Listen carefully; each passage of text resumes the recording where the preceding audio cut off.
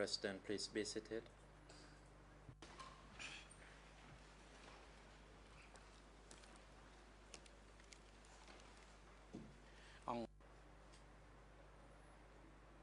The court is now back in session, and I'd like to hand the floor to the International Council for Kiev Sampon to continue putting further questions to the expert. You may proceed.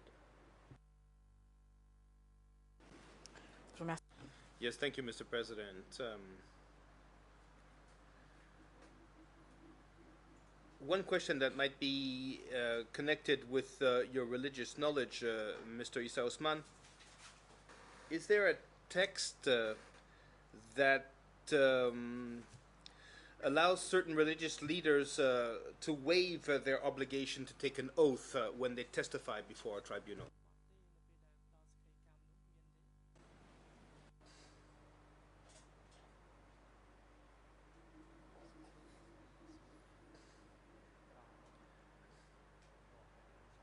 You're asking me about the Islamic religion and the practice?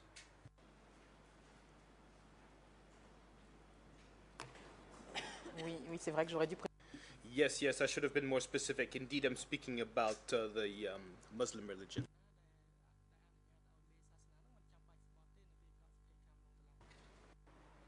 Peut-être la question. Councillor Guisset, could you please repeat the question? Yes, I will repeat the question, and I'll try to be more complete about it. So, in Islam, is there a text or a religious practice that allows people who hold certain religious functions to waive the obligation to take an oath before a court?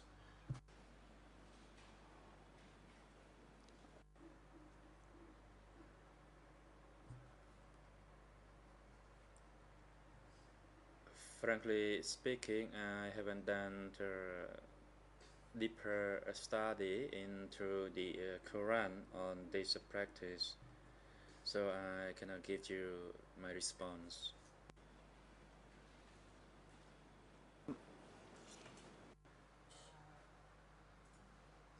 Now, for the parties and for the chamber, I was referring to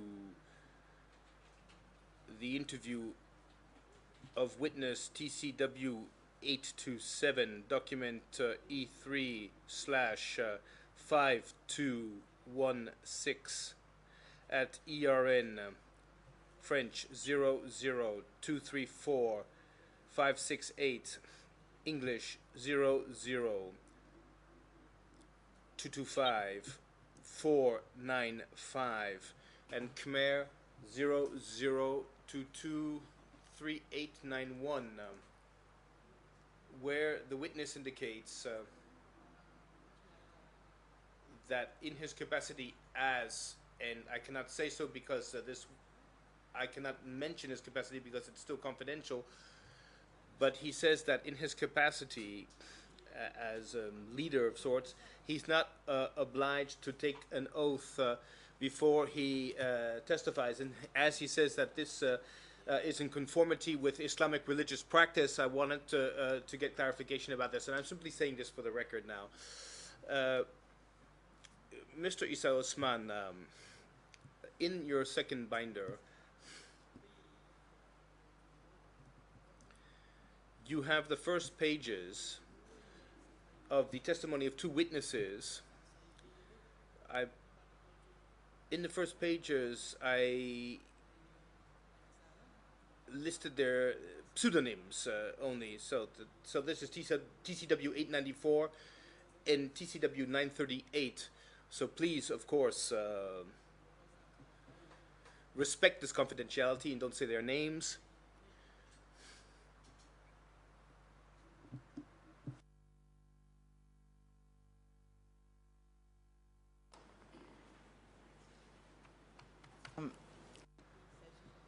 And this is at tabs 5 and 6 in the second binder.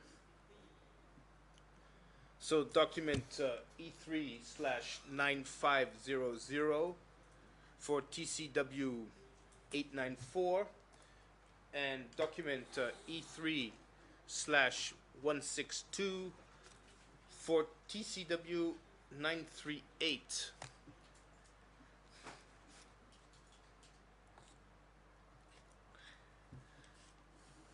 C'est bon. Can I proceed? Yes.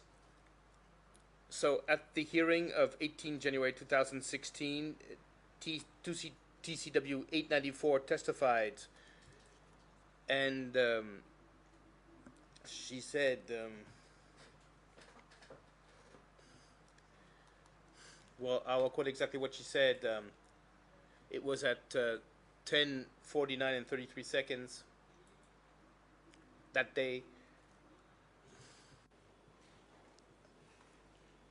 Your Honor, I'm just trying to be helpful. I apologize for the interruption, but are we in open session now? And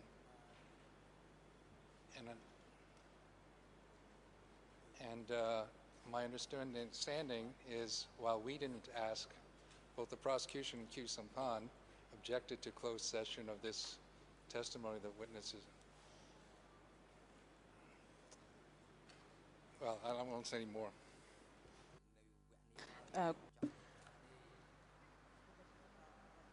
Well, maybe to reassure you, co-prosecutor, as I said to the chamber yesterday, the topics that I would like to discuss are generic in nature, so there's no mention of anyone's duties or position. And as Isa Osman, since he has the names of these people before his eyes, I'm not going to mention the location. I'm just going to put general questions on marriage, in fact, that I would like to put. Je parle sous le contrôle de la Chambre. Si I'm speaking under the supervision of the chamber if there's a concern, but the way that I have designed my questions will not bring me into any details that might be a bit iffy. Yes, you may proceed.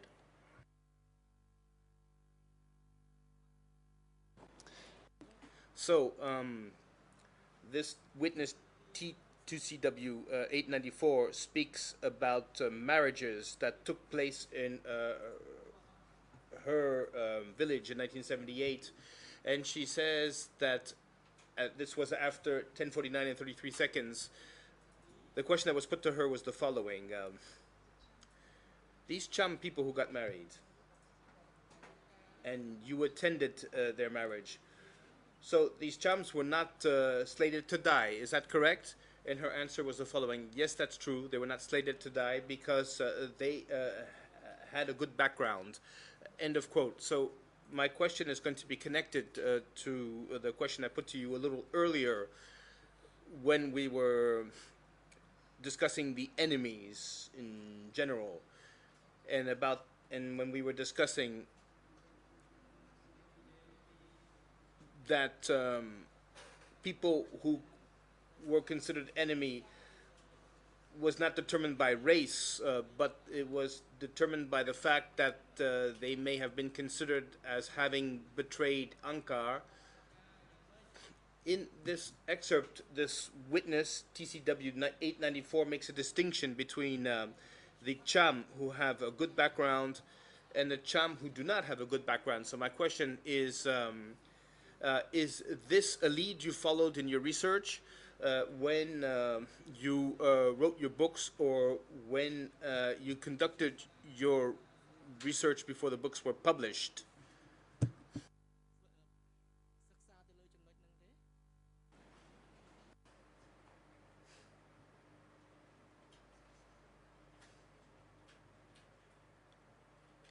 Through my study and research, I found that some Cham people were given the positions during the Democratic Cambodia regime, ranging from village chief to cooperative chief, and up to the district level in some instances. However, such a provision does not necessarily mean the Khmer rules allowed and promoted the Cham people. Their aim was to monitor what the Cham people did so that they would take measure to suppress them. And in order to do that, they had to have Cham people to be on their side. And for that reason, they promoted a certain Cham to a certain positions. And usually those Cham people were illiterate. And they were used to kill other Cham people, ultimately. So they were promoted to certain positions, and when they were there, they would point out some Cham people, and they were taken away and killed.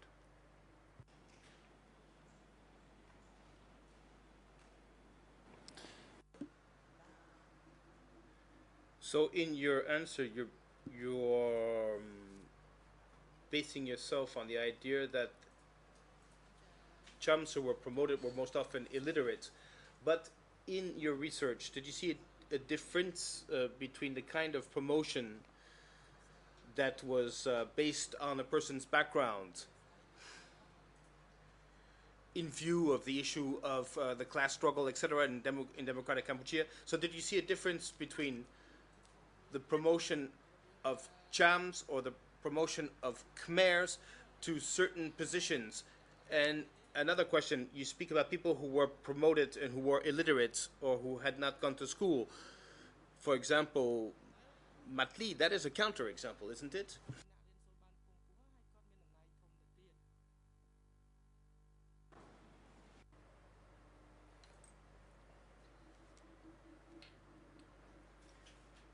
Allow me to verify that not every Cham who was promoted to a certain position was illiterate.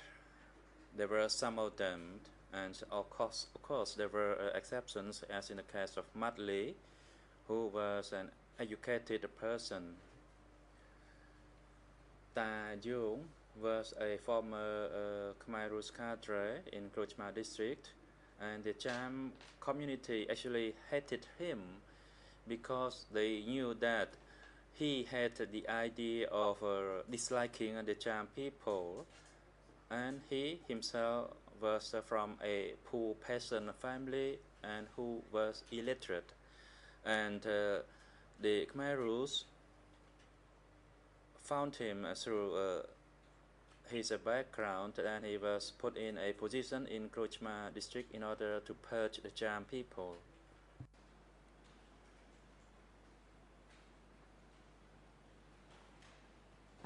C'est bien. That is exactly where I wanted to get to, Mr. Isausman, which is with regard to the Khmer Rouge policy and with regard to the fact of favoring people who were of a humble background.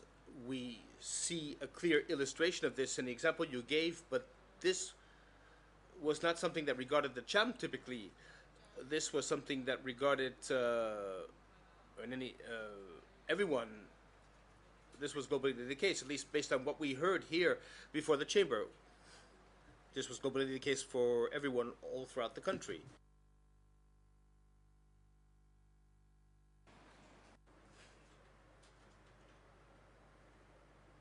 Yes, that is correct.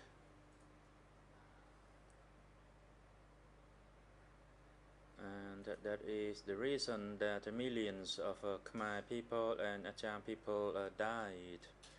During the regime, they used those people who were uneducated, and in certain instances, young children were used at security centers, and the children even killed their parents.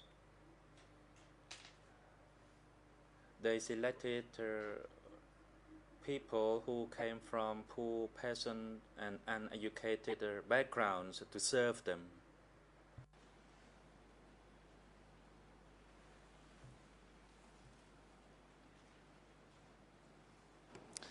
Et So once again, my question is, under these conditions, what you considered as specific treatment for the Cham might be something that did not correspond to a policy that was specifically targeted at the Cham. Maybe these were just the side effects caused by certain people who were placed in different places in Cambodia, but this was not related to any kind of policy that was specifically directed at the Cham. So, reacting again to the example of TCW 894, which was confirmed by 2 TCW 938, when this witness testified at the hearing of 21 January 2016, a little bit after 14:05 and 12 seconds. And she also remembered that in 1978 there were still marriages between Cham. So doesn't this somehow contradict your idea that there was a will to exterminate the Cham people if marriages were still allowed until 1978?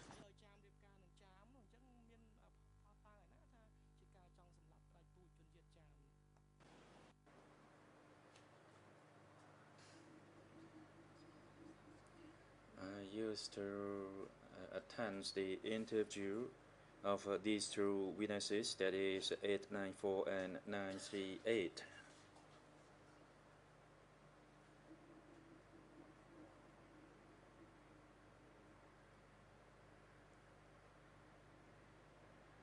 They themselves were witnesses involving in those events, since they were former senior cadres of the regime.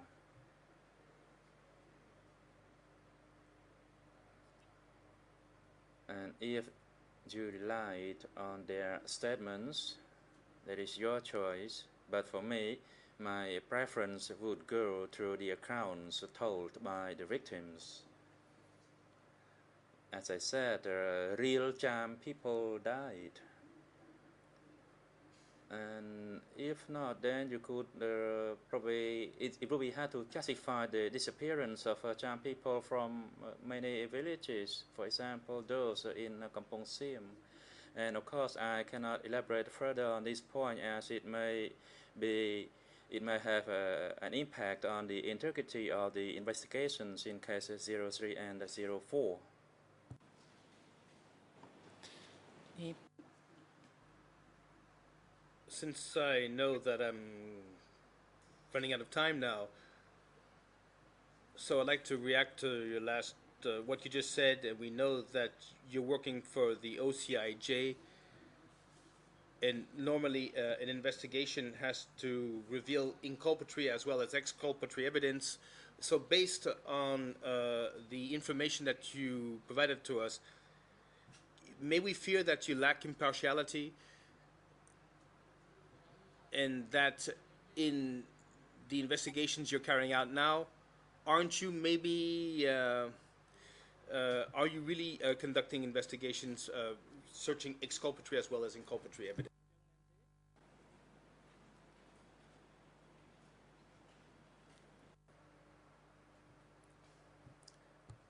Yes, that is the principle of our investigation, although I cannot make any further comment on this.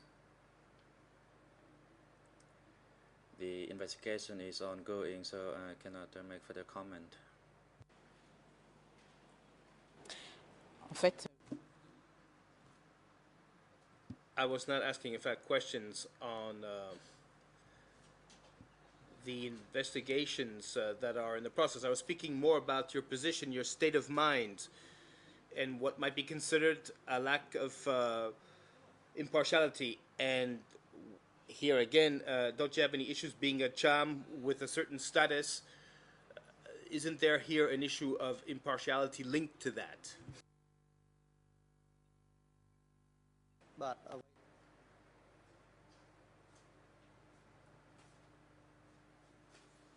I am here to testify as an expert witness in relation to my research and subsequent publication of my books when I was still working for DCCAM. And during the process of conducting my research and later on authoring the books, I did not rely on my feeling or a sentiment. Everything was based on the accounts of the witnesses whom I interviewed, as well as the available resources of documents. As for those subjects that are interviewed, they were both victims and perpetrators.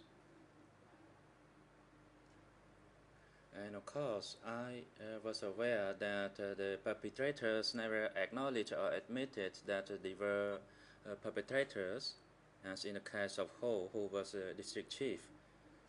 He always denied his position. But surviving witnesses confirmed his position in the regime. For me as a researcher, I have to maintain my neutral position, and I have to have accounts for from both the victims and the perpetrators.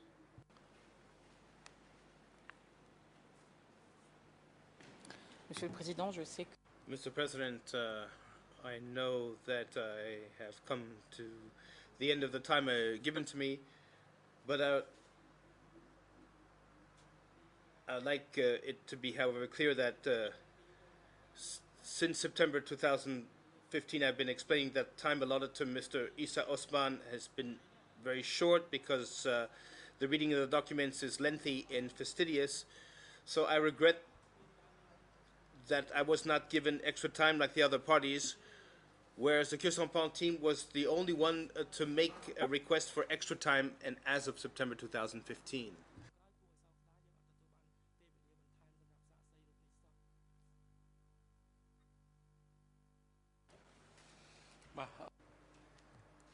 President, thank you, Council. And the hearing of testimony of the expert witness Isa Osman is now concluded. And Mr. Expert, the Chamber would like to thank you for your time and patience to testify before this Chamber. And the Chamber would like to thank Ms. Julie Badesh as well, who is the OCIJ legal officer and who is present during the entire testimony of the expert Isa Osman. Your presence is no longer required, and you may return to wherever you wish to go to. And we wish you both all the very best. You are now excused and you may leave the court.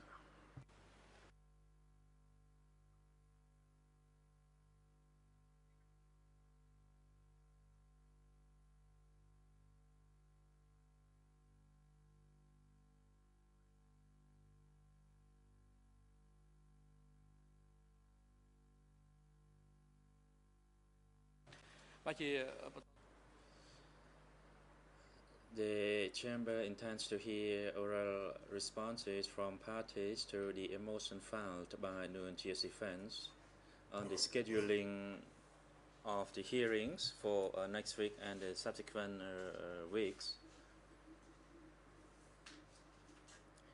The Chamber also notes that yesterday,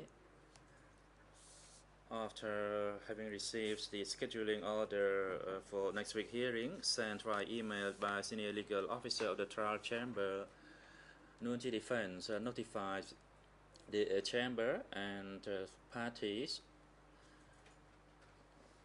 via their senior advisor that the defense counsel for Nguyen Chi would like to make an oral submission on the scheduling orders by the trial chamber,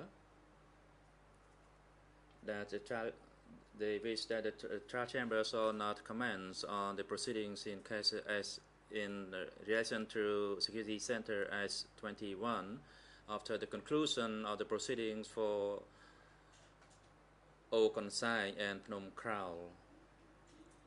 The second point is that in any case, the defense team for Nguyen Chi states that the proceedings for security center S21 shall be done after the Khmer New Year holidays. And in order to have the basis for our deliberation on this matter, I'd like to hear oral responses from all the parties.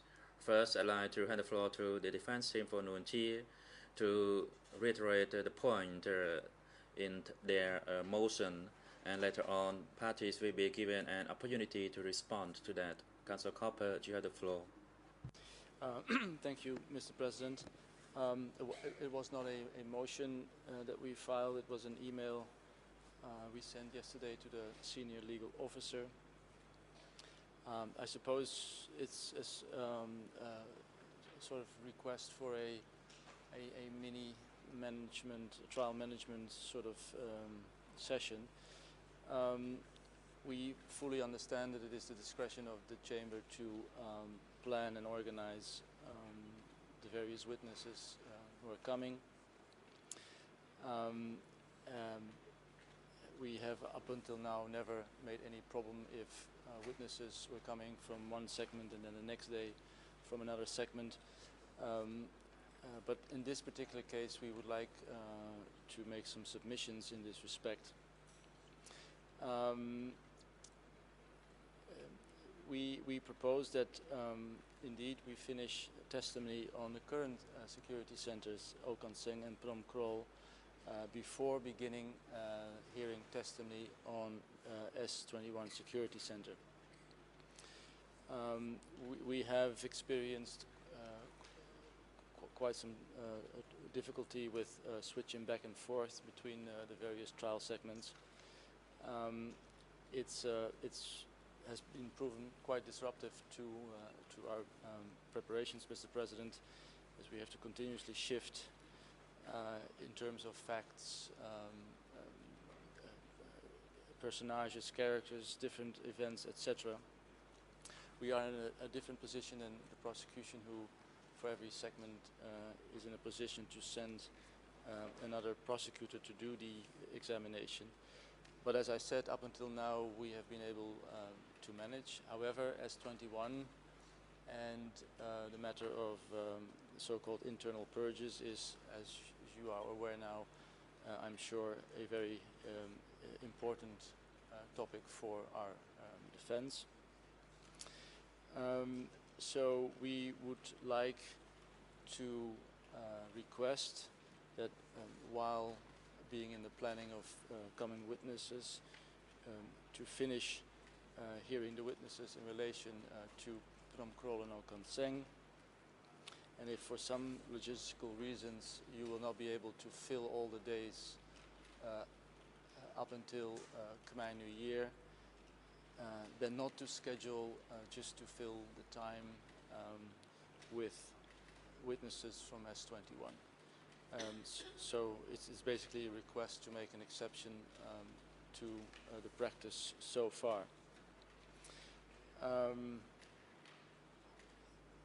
Following from that, at least we would request not to hear any witnesses in relation to S21 or the internal purges before, indeed, Khmer New Year. That would give us more time to prepare. Let me, Mr. President, also take the opportunity to announce that we are going to be filing requests for additional witnesses in relation to the segment of the internal purges in S21. As a matter of fact, we've just filed a request today. More requests are coming. We anticipate that we will be filing requests to expedite certain witnesses, but also requests to summons new witnesses. All in all, sorry, when can we expect these requests? One came today. I hope we'll be able to file all of the requests sometime mid next week. Yes, that's a fair estimate. So we will. We're almost done. So and if the trial chamber prefers this, of course, we'd be happy to send courtesy copies as well, so that you have an idea of what we will be asking.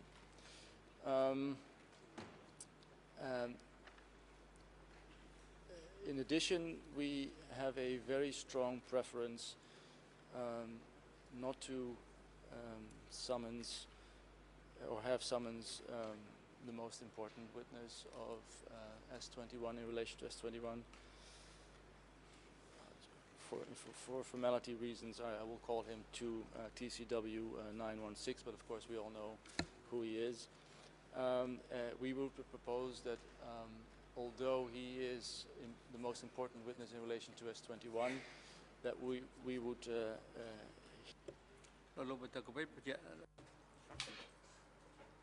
Counsel Copper, please provide the pseudonym of the witness again, since you were pretty fast and the interpreter could not get it properly.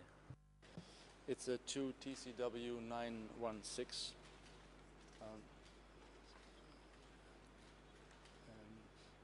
Someone that you are very familiar with, Mr. President, but we would like to suggest that we do not hear this particular person once all witnesses have been interviewed, not only or examined, not only in relation to the security centers, but also in relation to internal purges.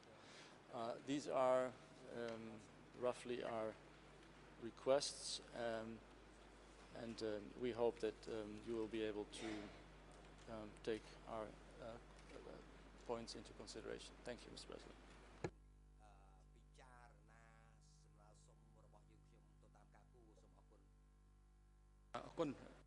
President, thank you. Now the Chamber passes the floors to the co-prosecutors to submit their responses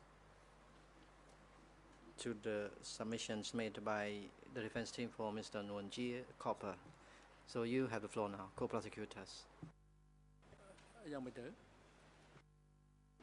Monsieur le Président, Mr. President, if you would allow me, I would like to say a few words. As such, the co-prosecutor would respond to the two defense teams at the same time, if you would allow me. I just wish to say that I cannot but align myself with the application that we not start examining witnesses on S21 before the Khmer New Year. It is true that we are only struggling to prepare for hearings, apart from all the other problems we experience. But I must say that since the beginning of the year, between the hearings in the various segments, the appeals and the key documents hearings, and the two security centers at the same time, ultimately it becomes very difficult, very complicated for us to manage our preparations for these hearings, given the manner in which the two defense teams are structured. If we have to deal with two security centers at the same time, it would be easier for us to prepare ourselves, and it would be smoother in the manner in which we prepare our cross-examination of witnesses. This is the key application I am making, in line with the application made by the Nguyen Gia defense team. The key witness whose pseudonym has been given, I don't remember exactly, and it would be important for that witness to be called only after all the witnesses have testified. President, you have the floor now, co-prosecutor. Thank you.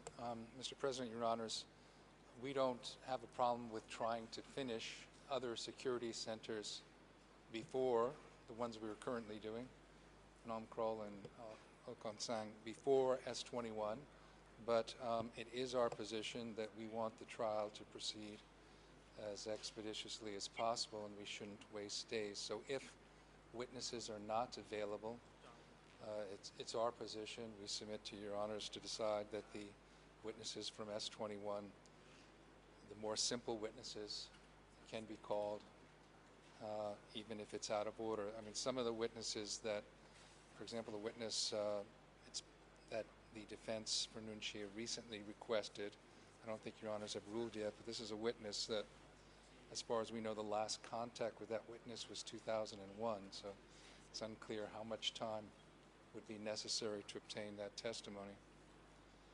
As for TCW 916 and the order in which he testifies, again, we leave that to Your Honors because I can imagine very many considerations about when it would be most effective to do that testimony. We think obviously it's very important that that witness does testify, and of course as long as you aren't calling someone, there's always a risk that something happens. So again, our position is that to try to accommodate the parties for their preferences, however, for the trial to proceed as expeditiously as possible without dead days.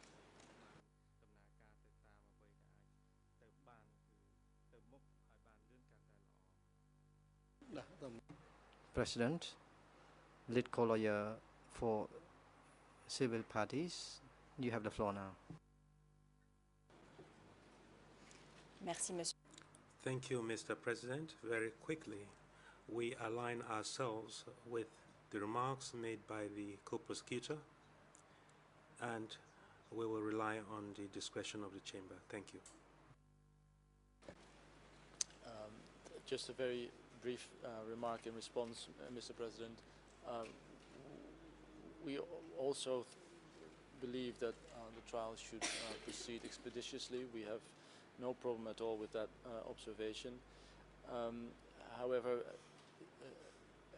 as scheduled now, we are talking about probably 3 or 4 days that are still potentially open. There is, of course, the option of calling civil parties on harm in relation to Okan Singh and Phnom Krol, maybe. But ultimately, if you were to follow our requests, I don't believe that the delay is very substantial, maybe 1 or 2 days. But it would be very, very helpful to the defense if we would really not start with S21 before the Khmer New Year.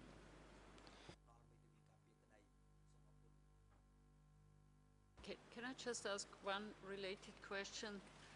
Out of Chinya's interest, I remember we discussed it one time, a couple of months ago, the issue of resources for the defense teams, which is obviously at stake here too. Is there any news on this front, at this front? We're in full force now, we're dealing, I believe, quite well with all the new disclosures. But one of the problems is that ultimately everything has to go through me.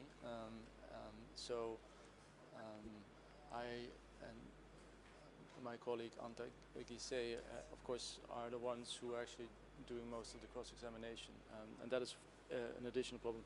But resources are fine now.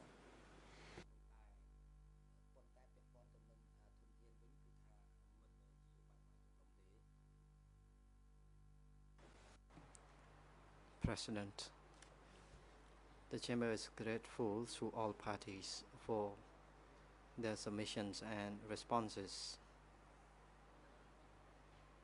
and the Chamber will take all the submission and responses into consideration and will issue the decision in due course. It is now time for the adjournment, and the Chamber will resume its hearing on Monday, 28 March 2016 at 9 a.m. next week. The Chamber will start to hear 2 TCW 838 in relation to Phnom Krau Security Center. Please be informed and please be on time. Security personnel are instructed to bring the two accused, Nuon Chea and Khieu Samphan, back to the ECCC's detention facility and have them returned into the courtroom on Monday, 28 March 2016, before 9 a.m. The court is now adjourned.